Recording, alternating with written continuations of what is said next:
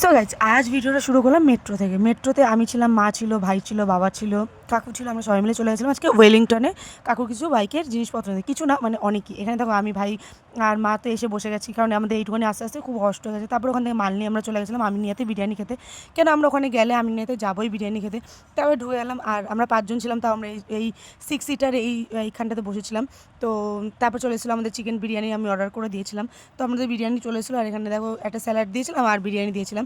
তো বিরিয়ানিটা না খুব ভালো ছিল, কিন্তু মানে টেস্টটাও মোটামুটি ছিল, বাট বলছি তোমাদের আমি পরে। তো এখানে দেখো আমার ভাই দেখো চিকেন লেগ পিস নিয়ে খাওয়া দাওয়া শুরু করে দিয়েছে।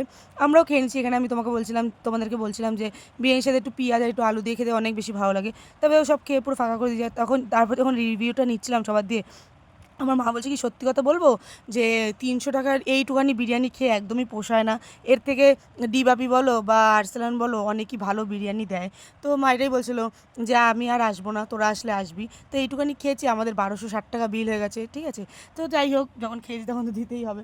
তো বেরানোর পর একটু চলে গেছিলাম স্প্ল্যানেটে গিয়ে এই ড্রেসটা আমি নিয়ে নিয়েছিলাম। তারপর দেখো একটু ট্রাম দেখতে পেয়েছি, তোমাদেরকে একটু দেখাচ্ছিলাম। তারপর ওখান থেকে উবের বুক করে আমরা বাড়ি চলে এসেছিলাম।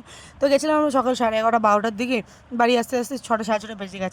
তো এটাই ছিল আজকের ব্লগ। আজকে একটু ফ্যামিলির সাথে বেরিয়েছিলাম। তো তোমাদের যদি ভিডিওটা ভালো লাগে, অবশ্যই একটা কিন্তু লাইক, কমেন্ট, শেয়ার, আর আমার চ্যানেলটাকে প্লিজ সাবস্ক্রাইব করে যেও।